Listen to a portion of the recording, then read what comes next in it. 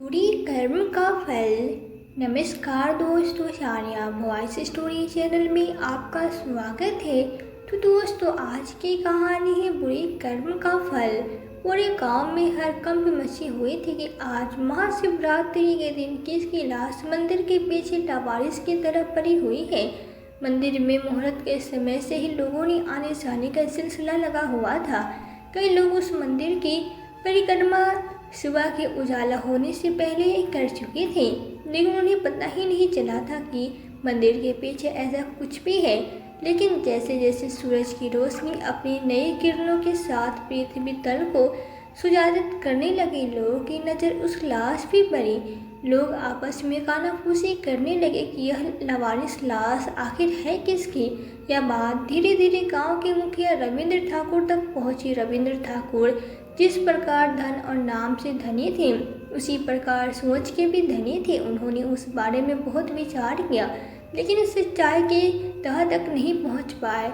फिर उन्होंने पुलिस वाले को फ़ोन लगाया और वहां के बारे में पूरी जानकारी दी। थाने से DIG साहब के साथ साथ कुछ पुलिस वाले और हवलदार भी साथ में आए।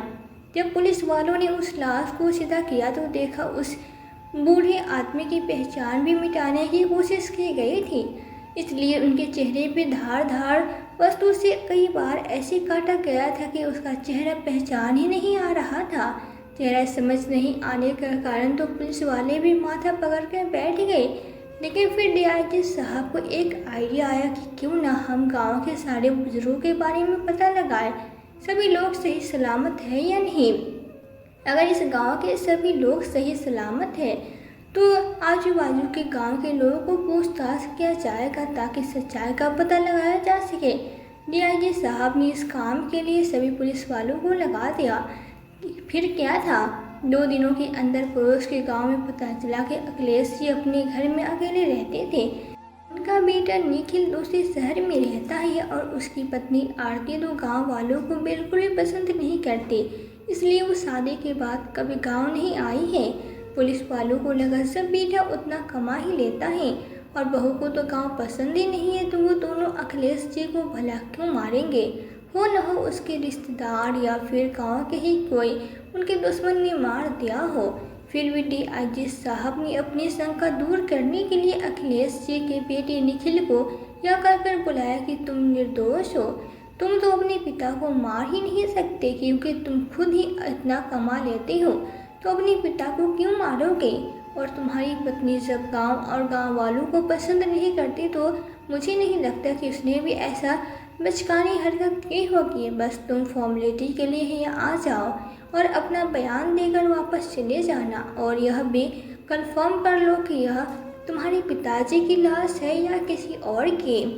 निखिल DIG साहब की बातें सुनकर खुश हो गया और अपनी पत्नी के साथ गांव पहुंच गया अपना बयान देने। DIG साहब ने जब निखिल से उसके पिता के बारे में पूछना शुरू किया तो उसकी जवान लड़खड़ाने लगी। शुरू में तो उसके कुछ सवालों के जवाब ठीक से दिया, लेकिन जब उन्होंने पूछा कि तुम अपने पिता को अपने साथ क्यों नहीं रखते थे, तब उसने कहा क्योंकि पिताजी को शहर में रहना पसंद नहीं था।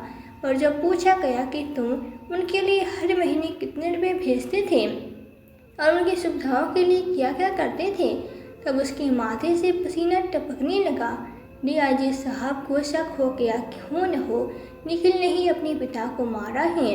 उन्होंने उसके 1 सप्ताह पहले का रिकॉर्ड मांगा कि वो कब कौन सी जगह में था। निखिल की जवान लड़खड़ाने लगी, हाथ पैर कांपने लगे। DIG साहब ने उसे थोड़ी देर आराम करने के लिए अलग बैठने जाने के लिए कह दिया। अब बारी आई निखिल की पत्नी आरती के। पुलिस वालों ने जैसे ही आरती के सामने अपना डंडा चमकाया, वह थर कांपते हुए कहने लगी, सर हमने बाबूजी को नहीं मारा, हमने तो सिर्फ उनका गला दबाया था। न जाने कैसे उतने में ही उनके प्राण बेरुख उड़ गए और उनके चेहरे में इतने सारे निशान कैसे हुए मुझे नहीं पता। DIG साहब ने उसे और ज़्यादा कुछ पूछना जरूरी नहीं समझी और उसे भी दूसरी तरफ बैठा दिया। फिर DIG साहब ने निखिल को अपने पास बुलाया और बोले, देखो बेटा निखिल, अगर तुमने इस मर्डर केस के बारे में पूरी जानकारी दी तो हम तुम्हें या तो इस केस से पूरा ही छुटकारा मिला देंगे या फिर हम कम सज़ा दिलवाएंगे, वरना अगर हमें सच्चाई तक पहुंचने में जितनी ज़्यादा मुशक्क़त करनी पड़ेगी उतना ही ज़्यादा दोनों की सज़ा मिलेगी। और अगर तुमने आसानी से बता दिया कि यह तुम्हारे पिता की मौत कैसे हुई थी और उन्हें तुमने कैसे मारा और इस लाश को यहाँ तक लाने तक का सफ़र कैसे तय किया, पूरा विस्तार से, वो भी पूरी ईमानदारी से बताओगे तो तुम्हें कम से कम सज़ा दिलवाने की कोशिश करेंगे, वरना सोच लो जेल में मार तो खाओगे ही और आजीवन कारावास की सज़ा भी मिलेगी। वो अलग, शायद हो सकता है तुम्हें फांसी की सज़ा भी सुना सकते हैं। इसलिए तुम मेरी बात मानो और सारी बात सही सही बता दो। निखिल भी पुलिस वालों की बात में आ गया और बोला, मैं और आरती दोनों एक ही कंपनी में काम करते थे। मैंने जिस दिन उस कंपनी में कदम रखा उस दिन लेट हो गया था। मुझे मालूम नहीं था कि डायरेक्टर सर का केबिन किधर है। उस दिन आरती ने ही मेरी मदद की थी, उसी ने ही मुझे लिफ्ट से डायरेक्टर सर के केबिन तक पहुंचाया था और वो अपने सेक्शन में चली गई थी। मैं तो मंत्रमुग्ध सा आरती को देखता ही रह गया। मुझे ध्यान ही नहीं रहा कि मुझे डायरेक्टर सर के पास अपना ज्वाइनिंग लेटर जमा करने उसी दिन अपना काम भी समझना था। मुझे क्या करना है। डायरेक्टर सर ने 3 बार बेल बजा दिया था, लेकिन मुझे ध्यान ही नहीं रहा कि मुझे उनके पास जाना है। फिर वहाँ के गार्ड ने मुझे झकझोरते हुए कहा, निखिल कहाँ खोए हो? सर ने 3 बार बेल बजा दिया है और तुम हो कि यहाँ से उठने का नाम ही नहीं ले रहे हो। बड़े विचित्र आदमी, जान पड़ते हो क्या हो गया तुम्हें? तुम नौकरी करने ही आए हो या फिर टाइम पास करने? तभी मैं जल्दी से उठा और उस तरफ लपका जिधर डायरेक्टर सर का केबिन था। सर ने जो भी सवाल किया मैंने पूरा परकित होकर जवाब नहीं दिया, क्योंकि मेरे ख्यालों में बार बार आरती आ जाती थी। सर को लगा मुझे घबराहट हो रही है, इसलिए मैं अकेला रहा हूँ, इसलिए उन्होंने मुझे पानी का गिलास दिया। उसी समय आरती इटलाती बखलाती सी डायरेक्टर सर के केबिन में उनका परमिशन लेकर आ गई। मैंने जैसे उसे देखा मेरे हाथ से पानी का गिलास छूटकर जमीन पे गिर गया। आरती ने देखा, अरे यह तो वही लड़का है जिसने उससे लिफ्ट में मदद की थी और सर के ऑफिस तक भी पहुंचा दिया था, लेकिन इसे क्या हो गया जो पानी का गिलास ही गिरा दिया। उसने बाहर खड़े वॉचमैन को बुलाया और वहां से कांच के सारे टुकड़े उठाने के लिए कहा और पानी को पहुँचने के लिए कहा। डायरेक्टर सर ने उसे बाहर जाने के लिए कह दिया और आरती से बोला, हाँ तो आरती बताओ क्या कहना आती है। उन दोनों आरती कंपनी के मैनेजमेंट का काम करती थी। उसने सर को बताया कि इस बार उन्हें कंपनी का प्रोटेक्शन काफ़ी अच्छा हो रहा है, इस बार कंपनी का ग्रोथ हो रहा है, इसलिए इस बार सभी कर्मियों को बोनस के रूप में होली के त्यौहार में कुछ रुपए या फिर गिफ्ट दिया जाना चाहिए, जिससे वर्कर्स और भी ज़्यादा खुश होकर काम करेंगे। आरती का सुझाव डायरेक्टर सर को बेहद पसंद आया। उन्होंने अपनी ट्रस्टी मेंबर को बुलाया और मीटिंग की और उसमें निर्णय किया कि सभी वर्कर्स को गिफ्ट दिया जाएगा, क्योंकि अगर पैसे देंगे तो कोई कुछ ना कुछ में खर्च कर ही देगा और अगर सामान खरीद कर देंगे तो उसे वो लोग यादगार के रूप में कई दिनों तक उपयोग में लेंगे। यह गिफ्ट उन लोगों के लिए था जो 1 वर्ष से अधिक समय तक का काम कर रहे हैं और जो लोग 1 वर्ष से कम समय तक काम कर रहे हैं उन्हें केवल 5,000 दिए जाएंगे। ताकि कम से कम लोग अपने परिवार वालों के लिए मिठाई लेकर तो जा ही सकते हैं। निखिल तो केवल 15 दिन ही हुए थे उस कंपनी में काम करते हुए और होली का त्यौहार आ गया था, लेकिन इत्तेफाक हो या किस्मत का खेल, आरती ने अपने स्टाफ से जितने वर्कर्स काम करते थे उन लोगों की गिनती से 1 गिफ्ट ज़्यादा मंगवा लिया। जब सभी लोगों को उसके बॉस ने अपने हाथ से गिफ्ट दिया तो आरती के आश्चर्य का ठिकाना न रहा कि 1 गिफ्ट कैसे ज़्यादा हो गया। उसने उस गिफ्ट को निखिल को दे दिया, क्योंकि उस समय निखिल आरती के पास ही खड़ा था और वह उसे विश्वास पत्र भी मानने लगे थे। ये भी एक दिन निखिल ने अपनी ईमानदारी का ऐसा परिचय दिया था। वह छुट्टी के बाद अपने घर जा रहा था। उसने जैसे अपनी गाड़ी निकाली, एक सोने का हार उसकी गाड़ी के पास उसे गिरा हुआ मिला। वह तुरंत उस हार को डायरेक्टर सर के पास लेकर गया और बताया कि यह हार किसी और का है जो मेरी गाड़ी के पास गिरा हुआ था। डायरेक्टर सर निखिल से खुश होकर उसे मैनेजर के पद पर रख लिया और जो 1 गिफ्ट एक्स्ट्रा आ गया था उसे निखिल को दे दिया गया। इस प्रकार निखिल को आरती भी पसंद करने लगी। अब रोज ही आरती और निखिल एक साथ कंपनी जाते और वापस अपने घर आ जाते। दोनों की दोस्ती इतनी ज़्यादा आगे बढ़ गई थी, पास शादी तक पहुंच गई और दोनों ने कोर्ट में जाकर शादी कर ली। शादी कर लेने के बाद दोनों ने अपने माता पिता को बताया कि उन्होंने शादी कर ली है। तो आरती के माता पिता तो मान गए, क्योंकि वो लोग शहर में रहते थे और खुले विचार वाले थे। लेकिन निखिल के माँ बाप गांव में रहते थे, इसलिए उन लोगों की सोच थी कि वो लोग अपनी बेटी की शादी अपनी ही बिरादरी के लड़के से करेंगे। इसलिए उन्होंने उसका विरोध किया और गुस्से में निखिल सिखा दिया कि वो अब अगर हम मर भी जाएंगे फिर भी तू हमें कांधा देने मत आना। इस बीच निखिल की शादी के 4 साल बाद निखिल की माँ अर्चना जी की कैंसर की बीमारी के कारण मृत्यु हो गई। गुस्से के कारण निखिल ने अपनी माँ के लाश को हाथ भी नहीं लगाया और अंतिम दर्शन करने भी नहीं आया, क्योंकि आरती को अपने सास ससुर के प्रति बहुत गुस्सा था कि उन्होंने अपनी बहू का तिरस्कार किया था।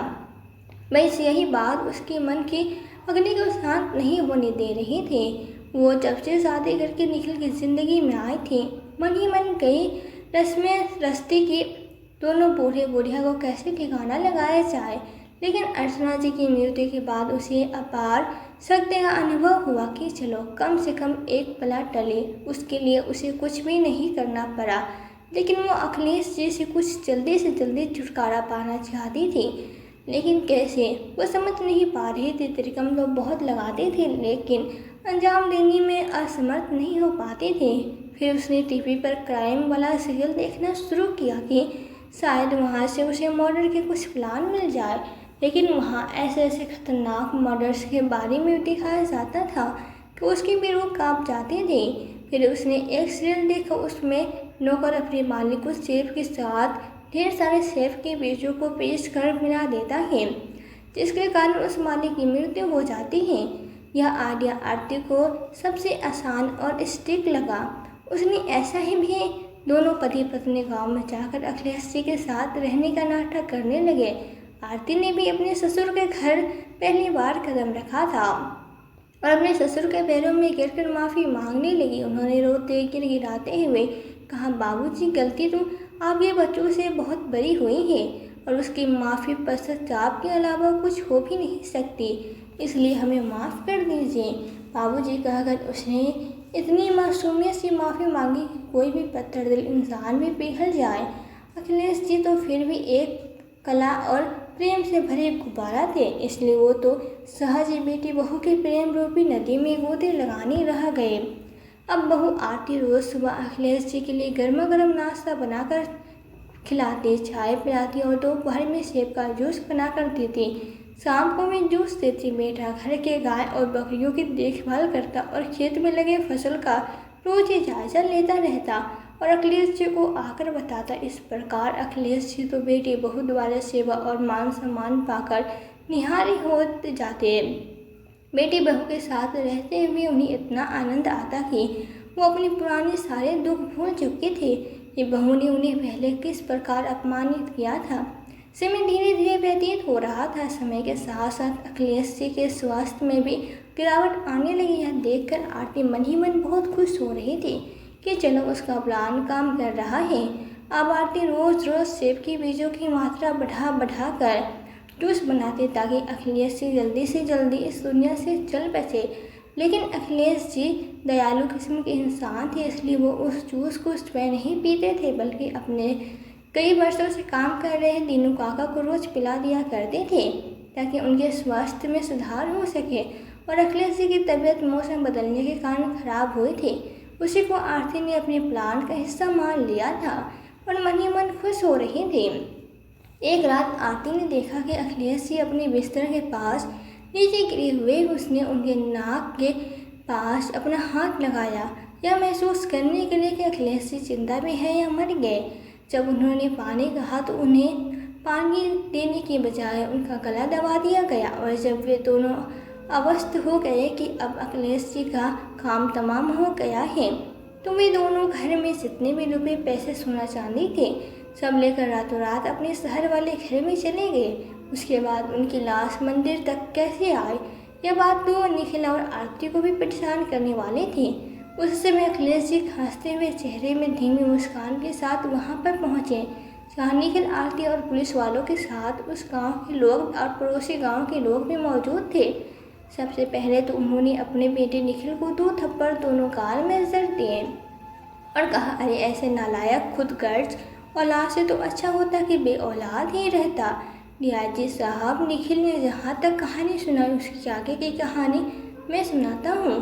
तीनू काका के पिताजी भी मेरे दादाजी के ज़माने में हमारे घर में काम करते थे। तब से दीनू काका भी हमारे घर में ही काम करने लगे थे।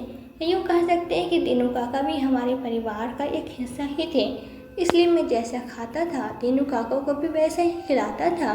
कुछ दिन पहले मेरे बेटी बहू मेरे घर पर माफ़ी मांगने आए थे और ऐसा व्यवहार किया कि मैं तो खुशी से फूले नहीं समाता। और हर शाम को मैं दीनू काका के पास जाकर उन्हें अपनी खुशी या गम की बातें बताया करता था।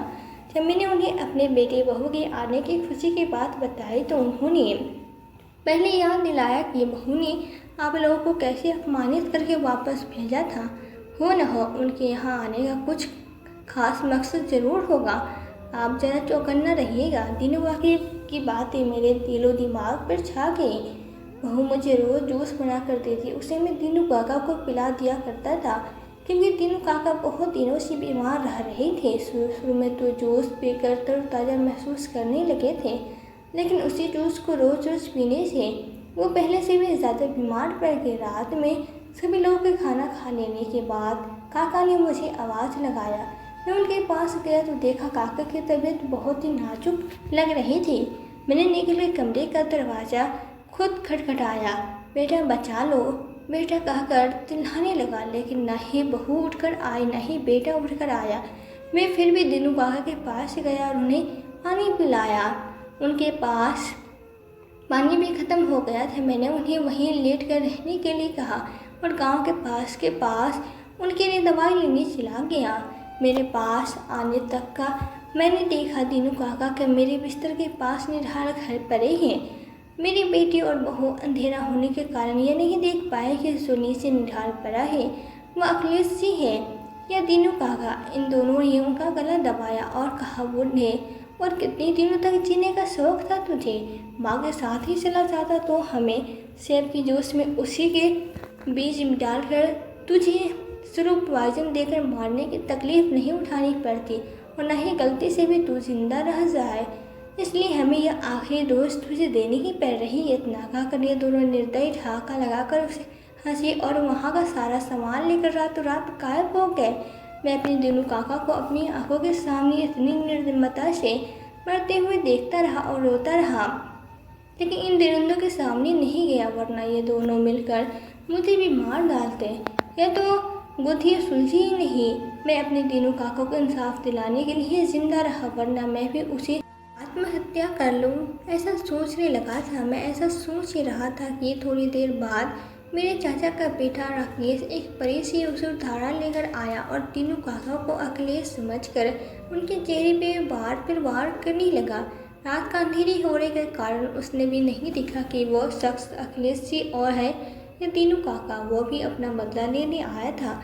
वो भी जब जब वार करता कुछ न कुछ बदले की भावना के लिए प्रश्न करता, जैसे वो मरा हुआ इंसान उठ कर उसे जवाब देगा। वो कह रहा था, तुम मेरा भाई होकर भी उस नौकरानी के साथ दिया, क्या गलती थी? वो लड़की तेरी, मैं तेरे चाचा का बेटा हूँ, पर मैं हूँ तो तेरा भाई ही ना। फिर भी तूने अपने भाई को साथ क्यों नहीं दिया? मुझे 20 साल की सज़ा तेरे कारण काटनी पड़ी। तू मेरा भाई हो ही नहीं सकता। और भी उसके मन में जो कुछ भी आता वो बड़बड़ करके उस पर वार करता रहा। मैं अपने वफादार दीनू काका के निर्मम हत्या पर आंसू बहाता रहा। फिर अचानक मुझे भगवान ने हिम्मत दिया और मैंने अपने मित्र को फ़ोन लगाकर वहाँ की सारी घटना के बारे में बता दिया। उसने मुझे वीडियो बनाने के लिए कहा। वीडियो तो उतना अच्छा नहीं बन पाया, लेकिन हाँ, एक काम बहुत अच्छा हुआ। राकेश को बहुत सारे लोगों ने रंगे हाथ पकड़ लिया और उसके हाथ पैर को रस्से से बांधकर एक कमरे में बंद करके बाहर से ताला लगा दिया गया। फिर सुबह होते ही हमारे पड़ोसी शंकर जी से सभी लोगों ने निखिल को फ़ोन करवाने की तुम्हारे पिता अब इस दुनिया में नहीं रहे। निखिल और आरती घरियालू आंसू बहाते हुए आए और रोने लगे। निखिल कहता, पापा आप कहाँ चले गए? पापा लौट आओ। पापा आपने तो अपनी पोता पोती का मुंह भी नहीं देखा है। पापा वही आरती बहू कहती, बाबूजी आप हमें छोड़कर कहाँ चले गए? हमने तो आपकी सेवा में नहीं की। इस प्रकार दोनों बेटी बहू रो रो कर लोगों को यह दिखाने की कोशिश कर रहे थे कि उन्हें अपने पापा को कितना प्यार है। डीआईजी साहब बोले तो अखिलेश जी राकेश को आपसे किस जुर्म के लिए 20 साल की सजा दिलवाई थी? अखिलेश जी बोले, सर हमारे घर में एक गरीब लड़की काम करने आया करती थी। राकेश ने उसे ज़बरदस्ती करने की कोशिश की और जब उस लड़की ने शोर मचाया तो उसने उसे जान से मार डालने की धमकी दी डाली। बेचारी लड़की डर के कारण चुप हो गई। इत्तेफाक से मैं वहाँ से गुजर रहा था। मैंने उन दोनों की बातें सुन ली और उस लड़की का रोना सुनकर मैं उनके पास गया। मैंने जब उससे उसके रोने का कारण पूछा तो राकेश मुझे मारने के लिए तैयार हो गया। जब मैंने उस लड़की को अपनी ओर खींचा तो उसने मुझे 2-4 थप्पड़ जड़ दिए। फिर मैंने उस लड़की की तरफ से पुलिस कंप्लेंट की तो राकेश ने जाते जाते मुझे कहा था कि वो जेल से छूटते ही मुझे जान से मार डालेगा। मुझे लगा राकेश अभी गुस्से में है, इसलिए ऐसा कह रहा है। मैंने उसके परिवार वालों की पूरी देखभाल की, समय समय पर उससे भी मिलने जाया करता थे। मुझे लगा राकेश सुधर गया होगा, लेकिन वो नहीं सुधरा था।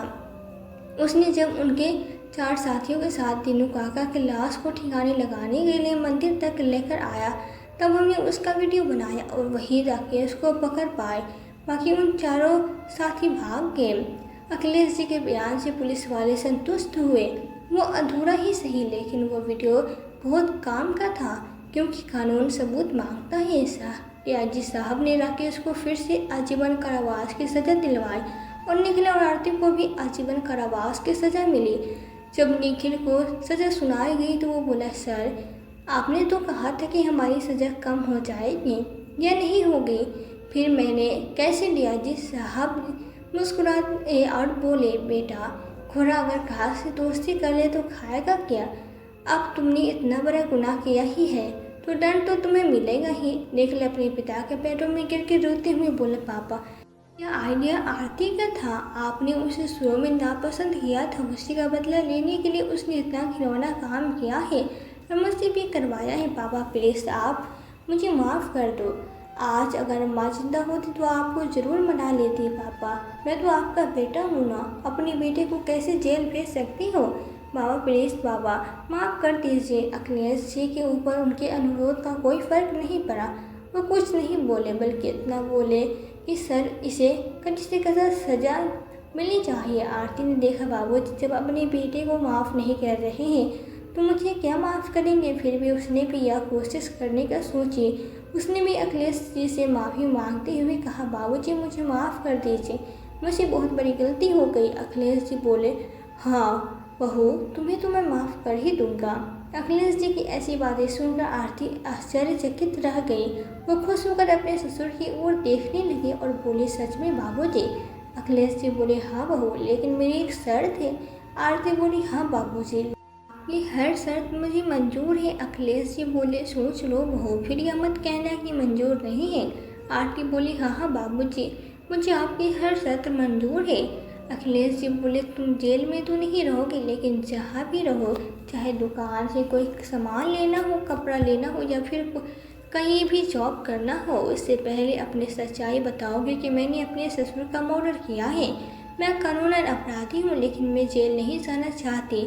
यह 3 वाक्य हर जगह बोलना है भी और एक बड़ा सा पोस्टर अपने आगे पीछे लगाकर घूमना होगा, तभी तुम्हें जेल नहीं जाना पड़ेगा। अगर शर्त मंजूर है तो ठीक है, वरना तुम्हें निखिल से भी ज़्यादा कड़ी सज़ा मिलेगी और जेल से कभी बाहर नहीं आ पाओगे। आरती ने सोचा, अभी तो हाँ कह देती हूँ, बाद में ऐसा करना ज़रूरी नहीं होगा, क्योंकि हमेशा तो ससुर जी मेरे साथ नहीं रहेंगे। जहाँ भी जाऊँगी पोस्टर को छुपा दूँगी और ज़रूरी नहीं कि हर जगह वैसे ही बोलना हो जो ससुर जी ने कहा है।